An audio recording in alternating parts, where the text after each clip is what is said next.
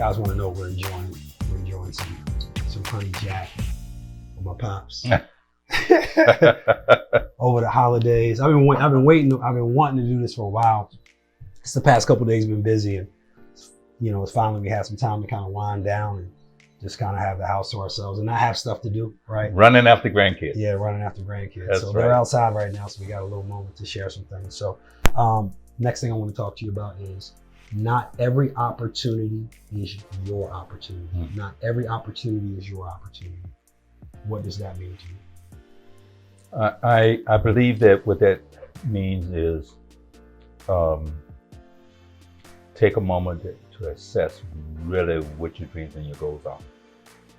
Because what sounds good, not necessarily will be good for you. Or what someone else is saying, it might not be necessarily the direction you should take. So not every opportunity, if some guy come along and say, hey man, let's go start a real estate business. I would say, just take a moment and think about it. It says that a wise man make a slow decision, but he's very quick to change it. So I think that if you would slow down, or anybody was just slow down and give themselves a chance to really think about it. Because if it's good enough, I often say this, if I could walk into your house today with a vacuum cleaner and get you to say yes, you'll buy it. But if I got to come back tomorrow, there's a good chance you won't buy it because you find that you won't need it. So not every opportunity should be your opportunity. Then I think one key thing, which is very, very important, have someone to talk it over with. Don't make the decision on your own. I think it's extremely important. How did you collect those people in your world where you felt like you could talk to people about things, businesses, opportunities, things that were going on in your life? How did you get that tribe of people that you felt like you could trust? Because I know you well enough to know that tribe wasn't a tribe that you grew up with. No. These weren't people that you grew up with from age one. These are people that you developed as you got older. Absolutely. So how did you develop those people? Well, I think a lot of it came from networking. Mm-hmm. So, networking, you begin to meet a lot of people that does a lot of different things. And sometimes there's the energy about them that attracts. Once you start talking to them, it's like, I just feel good about being around that person. And I think that is perhaps one of the best tools to use to find out, does that person fit into your zone or not? Mm-hmm. And I've used that a lot. Right. So did you have different zones? Did you have people that were in your family zone, people that were in your business zone, people that were in did you have people that you trusted would give you the best advice on any type of conversation that you were going to have with them?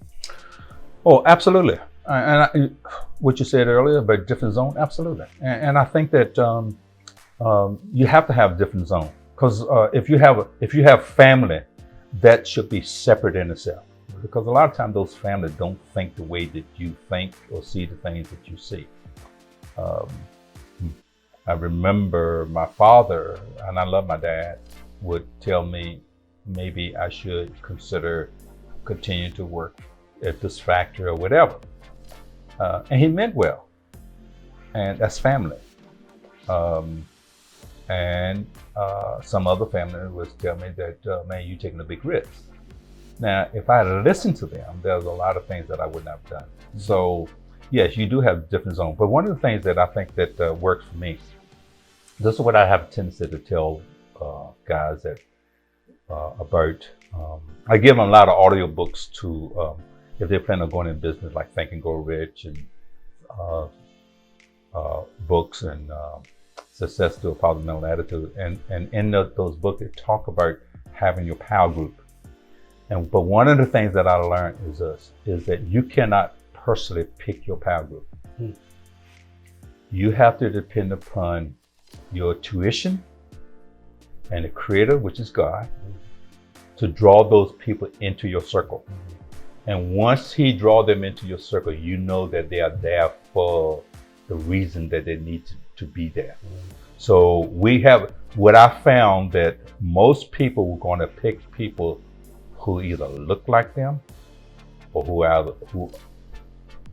or they act like them. Right. So they're safe with them. They're very safe with them. Right. They're going to tell them. They are the yes people. Got it. And then when you start developing a lot of yes people, that's danger.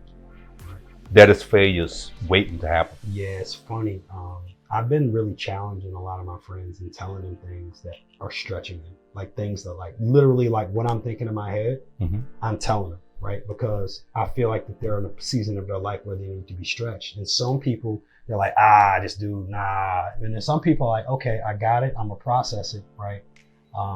And then I'm going to implement it, but I hear you, right? And I think there are a lot of people who need like that. It's the energy, like it's, when it's the right person, when it's a person that you trust, when it's a person that has your best interest, when it's a person who has success on them, right? They have a residue of success in what they're doing. I think sometimes we look at people and just because they're making money, we deem them as being successful, when like success is really an energy. Like you can have a teacher who's making $80,000 and they can be uber successful, right? And you can have someone who's making $1 million and their life is crashing all around them. They have no great relationships. All they are about making money. And I don't necessarily think that's the person that's going to give you the best advice for you living your best life. I agree 100%. Absolutely. I was talking to a young man the other day who came to look at one of my partners for rent. And he was telling me about his background and everything, because I have to know that anyway. And then I normally do, start talking to him about, hey man, what kind of dreams you have? What kind of goals you have for yourself? He just got married, he got a young family and everything. And he was saying, I really don't know. I really don't have no dream, no goal. And I said, how old are you? He said, I'm 27. I said, you got to be kidding me. I said, so you have no dream, no goal? Who you work for? I work for my brother doing security work. I said, okay, that's good. He said, but he's a good brother. He had run a good business. I said, good. I said, but now where you fit into this business, what dreams and what goals you have for yourself? And I started telling him about my journey and about, setting some priorities and everything. And actually, he tried to hold back, but he had tears in his eyes. And he said after, at the end of his visit, he said, you know what? I thought I came here to rent this place, but I didn't. I came here for this moment and this conversation. And I said, well, I really felt that too. But what you need out of this conversation, I said, just think about it. Because, you can do better than what you're doing.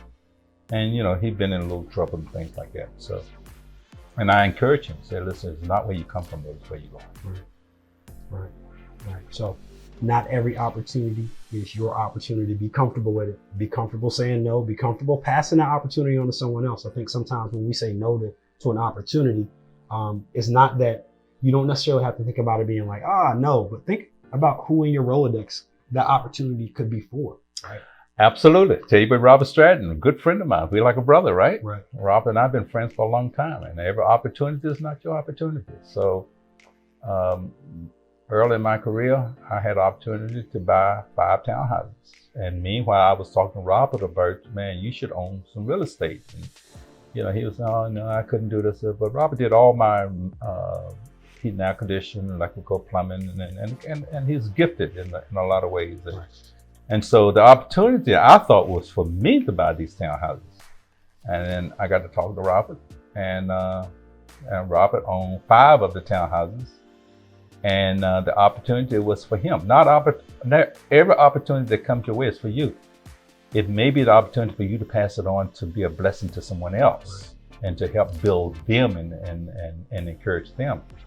And, listen, you say, well, I give up a lot of money and I give up a lot of time. No, you're not. You're not giving up anything. Because this journey that we're on is much bigger than one person. Play the long game. Absolutely. You gotta play the long game. There's so many people that are playing the short game, and I've got friends and clients, and I'll look at the camera and talk to you because you may be looking at this right now.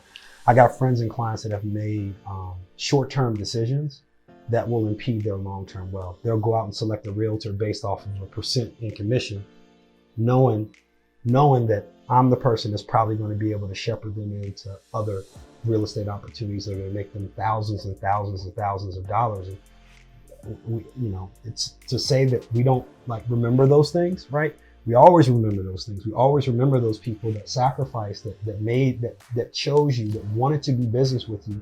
And those are the people that you tend to give those bigger opportunities to because you trust their judgment.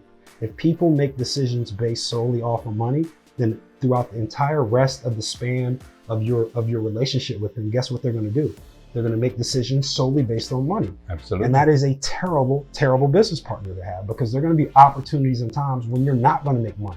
There are going to be opportunities where my job is just to pass them a referral or pass them a name where they're going to make it's going to make opportunity and make money for them, right? That's and right. you have to trust in the relationship that it's going to cycle back around. So if you're out there making decisions solely based off of money, if you come to me and you want to hire me as an agent and you say, hey, you know, I'm not going to use you. It's different if you like absolutely 100% need the money. I get it, right? That happens. But if you're making a decision, right, a short-term decision, not thinking about the long-term relationship, then I think you're never going to get to the point where you're going to have that zone of people, right? Those people that are going to help push you to the level that you need to get to, because no one gets there alone. No one gets there alone. You're always going to need people to get to the next level. So when you're making decisions like that, think about long-term implications. All right? Well, it's critical because I think that once you focus, if all your focus is on money, you will fail. There's no way around it.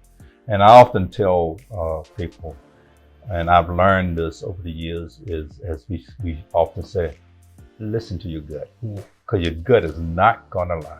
Yep. They're going to tell you the truth. They're going to tell you whether this is good, this is bad, whether it's danger, or whether there's no danger. And I think that a lot of time we have distanced ourselves from what's inside of us, that we listen to all the forces on the outside of us. Right.